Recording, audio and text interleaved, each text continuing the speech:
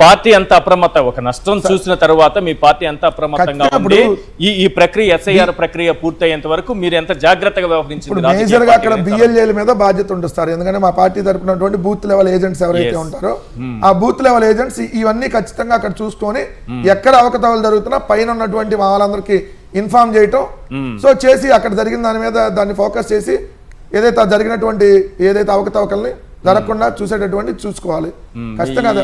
మిమ్మల్ని వెంటాడుతోంది ఒకటి my TDP passport app అంటే ఏంటి సార్ ఇది? మై టీడీపీ పాస్పోర్ట్ యాప్ లో ఇప్పుడు డైరెక్ట్ గా ఎన్యూమరేషన్ ఫామ్ వాళ్ళు అప్లోడ్ చేసుకుంటున్నారు. అంటే అక్కడ ఓటర్లకు సంబంధించినటువంటి డీటెయిల్స్ ఇదిగోండి, ఇప్పుడు పలానా నియోజకవర్గం ఎవరు సునీత అంట, తండ్రి మల్లికార్జున, వాళ్ళ ఓటర్ ఐడి వాళ్ళ ఇంటి నెంబర్తో సహా దాంట్లో అప్లోడ్ అయిపోతుంది తెలుగుదేశం పార్టీకి సంబంధించినటువంటి యాప్లో. ఎట్లా అప్లోడ్ చేస్తారు? వాళ్ళ ఓటర్ ఐడి తెలుగుదేశం పార్టీ ఆఫీస్లో వాళ్ళకి ఎలా ఎన్యూమరేషన్ ఫామ్ వాళ్ళు తీసుకొని అప్లోడ్ చేస్తారు? బిఎల్ఓ దగ్గర కదా ఎన్యూమరేషన్ ఫామ్ ఉండాలి. ప్రత్యేకంగా యాప్ అట్లా పెట్టుకోవచ్చా? అది ఇల్లీగల్ సార్, వస్తుందా? ఇల్లీగల్, ఇంత క్లియర్ గా ఇల్లీగల్ అయితే మీరు ఎందుకు కంప్లైంట్ చేయలేదు సార్? వీటి మీద ఆల్రెడీ ఎలక్షన్ కమిషన్ కంప్లైంట్ ఇచ్చారు, ఆల్రెడీ దీనికి సంబంధించి వాళ్ళు చేస్తున్నటువంటి దాని మీద ఇచ్చారు, కానీ no reaction from election commission. అంటే ఇంక దీనికి అర్థం ఏంటి?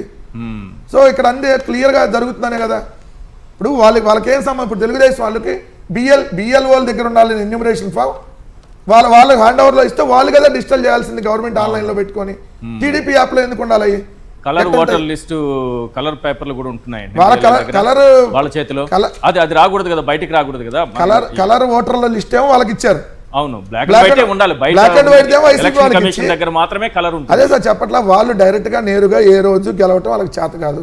సో ఇలా దొంగదారులు గెలవాలంటే ఏం చేయాలి? ఓట్లు తీసేయాలి, లేదంటే బోగస్ ఓట్లు జాయిన్ చేసుకోవాలి. సో ఉన్న వైసీపీ సానుభూతి పట్ల ఓట్లు తొలగించేయాలి. తెలుగుదేశంలో చచ్చిపోయినాడో లేదంటే పక్క రాష్ట్రంలో ఉన్నాడో ఆడ ఓటున్నా ఏడా ఓటున్నా చెప్పలేదు ధనేకులు సుబ్రహ్మ 4 సార్లు ఉంటుంది రేపు పొద్దున. ఫలానా ఎల్లారావు, ఫలానా టీడీపీ సానుభూతి పరుడు ఎల్లారావుకి తుళ్ళూరులో ఉంటుంది, అంటే తాటికొండ నియోజకవర్గంలో పక్కన మంగళగిరిలో ఉంటుంది.